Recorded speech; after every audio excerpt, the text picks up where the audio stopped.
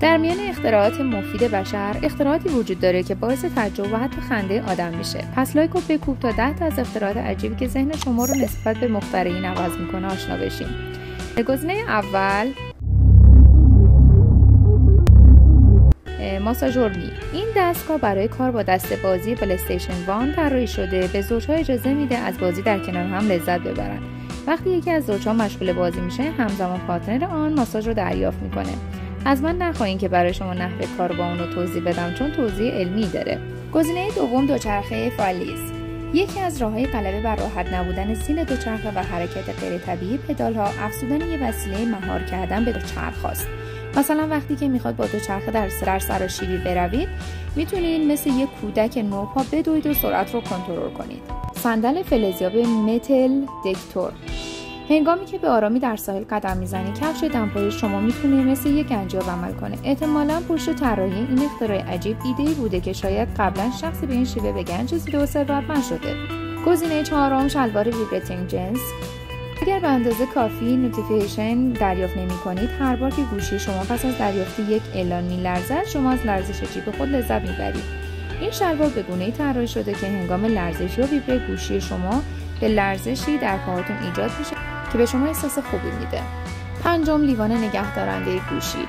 اگر اغلب اوقات با گوشی و خود فیلم تماشا می‌کنید، نمی‌تونی از صفحه کوچیک اون چشم برداری، لیوان نگهدارنده گوشی پیشنهاد خوبیه که نحوه استفاده از این گوشی. این لیوان میتونه گوشی هوشمند شما رو در مقابل صورتتون نگه داره. برای استفاده از این گوشی هوشمند، نوشیدنی رو داخل لیوان میریزید و گوشی هوشمند خود رو در جای نیک قرار میدید.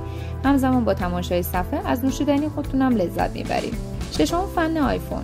اگر از ماه‌های گرم تابستان لذت نمیبرید، میتونید از فن‌های گوشی آیفون استفاده کنید. این ابزار کوچک کمی عجیبه، زیرا باید گوشی رو سر تا بگیرید. حالا که تا اینجای ویدیو با من بودین، قطعا آخر ویدیو با وسیله آشنا میشید که جزو خنده‌دارترین اختراعات به حساب میاد. پس تا آخر ویدیو با من همراه باشید. هفتمین گزینه، نارنجک صوتی. قیمت این محصول در فایرباکس قبل از توقف عرضه آن $15 بوده. دلیل این توقف کاملا قابل حدس است، زیرا این نارنجک صوتی صدای بسیار زیادی تولید میکرد و میتونست دهنده ترین اختراعات جهان به حساب بیاد. هشتمین گزینه، دستگاه مای فایبر. یا تا به حال دلتون برای کسی به گونه‌ای تنگ شده که پیام دادین به اون شخص و چیزی از دلتنگیتون کم نشده؟ برای اینکه ناراحتی دستگاه شبیه دست انسان طراحی شده که شما با گرفتن اون در دستان خودتون حس می‌کنین که اون فرد پیش شماست و این احساس خوبی رو به شما میده. نهمین گزینه، دستمال گردگیری بیبی موب. اگر کودکی در خانه دارید در حال حاضر راه نمیره، روی زمین میخزه، چرا از این حرکت فرزند خودتون استفاده مفید نکنید؟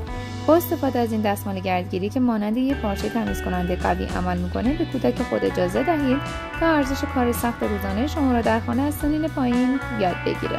و اما لباس زیر فیلتر کننده نفت.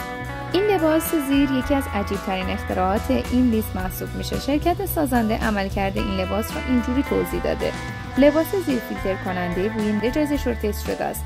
علاوه بر این راحتی زیاد، قابلیت‌هایی مثل تصفیه بوی بد ناشی از باد معده رو بر عهده داره. اگر از نفخ شدید و همیشگی رنج میبرید یا فقط میخواید باد معده شما بدون بو باشه، استفاده از این لباس زیر راه حل خوبی برای شماست. پس این اختراع علاوه بر خنده‌دار بودنش میتونه ایده خوبی برای دیگران باشه. حالا که تا آخر ویدیو همراه ما بودید، به نظرتون کدوم یکی از این اختراعات بیشتر به درد ما میخوره؟ ممنون میشم جوابتون رو در کامنت برام ارسال کنید.